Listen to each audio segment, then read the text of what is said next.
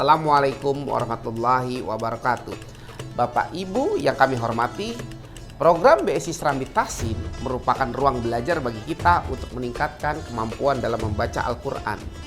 Saya, Wisnu Sunandar, Regional CEO BSI Aceh, mengucapkan selamat belajar dan selamat menjalankan ibadah puasa Ramadan. BSI, sahabat finansial, sahabat sosial, dan sahabat spiritual. Wassalamualaikum warahmatullahi wabarakatuh. Bismillahirrahmanirrahim. Assalamualaikum warahmatullahi ta'ala wabarakatuh. Syederalun pemirsa Serambi TV dimanapun berada, kembali lagi kita pada acara program Serambi Tahsin, kerjasama antara Serambi Indonesia dengan Ikatan Alumni Timur Tengah Aceh atau dikenal dengan IKAT Aceh. Hari ini kita akan membaca dan menjelaskan hukum-hukum yang terdapat di dalam surah Al-Alaq. Seperti biasa, sebelum kita menjelaskan hukum yang terdapat dalam surah Al-Alaq, kita membaca dulu surah Al-Alaq secara keseluruhan, baru nanti kita membaca, kita menjelaskan dan kita lihat satu persatu hukum yang terdapat dalam surah Al-Alaq tersebut. Okey.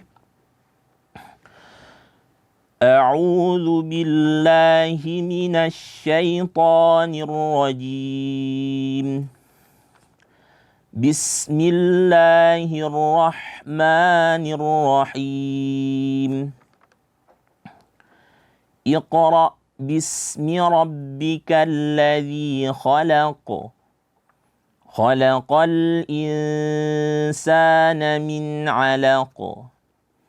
Iqra wa rabbukal akram alladzi 'allama bil qalam 'allamal insana ma lam ya'lam kalla innal insana layatgha ar-ra'ahu istaghna Inna ila rabbika ruj'a Ara'aita alladhi yanha Abdan idha salla Ara'aita in kana 'alal huda Aw amara bittaqwa أرأيت إن كذب وتولى ألم يعلم بأن الله يرى كلا لئن لم ينته لنسفعا بالناصية ناصية كاذبة خاطئة فليدع ناديه سندع الزبانية كلا لا تطعه واسجد واقترب. Okey, kita sudah selesai membaca di surah Al-Alaq secara keseluruhan. Sekarang kita mari sama-sama kita lihat hukum-hukum yang terdapat di dalam surah Al-Alaq. Kita mulai dari ayat pertama, itu ada Iqra. Kita di sini langsung menemukan qalqalah, itu hamzah bertemu dengan huruf qaf yang sukun. Makanya di sini kita nampakkan qalqalahnya. Iqra. Jangan dibaca dengan hamzah, tapi iqo. Iqra. Iqra. Kemudian ada ra di sini tebal berjumpa dengan hamzah yang mana itu dia bersifat syiddah, yaitu tertahan suara. Maka kita baca Iqra. Kemudian bismi rabbikal ladzi khalaq. Di bismi kita sering menemukan kesalahan itu membaca dengan memantulkan suara huruf sin, yaitu dengan baca bismi. Kenapa itu bisa terjadi? Biasanya terjadi karena kita tidak memberikan sifat rakhawah yang sempurna pada huruf sin, yaitu mengalirnya suara. Maka ketika kita sempurnakan aliran suara pada huruf sin, insya Allah tidak akan lagi terjadi pantulan. Jadi bismi, selesaikan rakhawahnya, selesaikan aliran bacaannya, maka pada saat tersebut kita akan menyempurnakan daripada huruf sin tadi, sehingga tidak akan terjadi lagi namanya pantulan.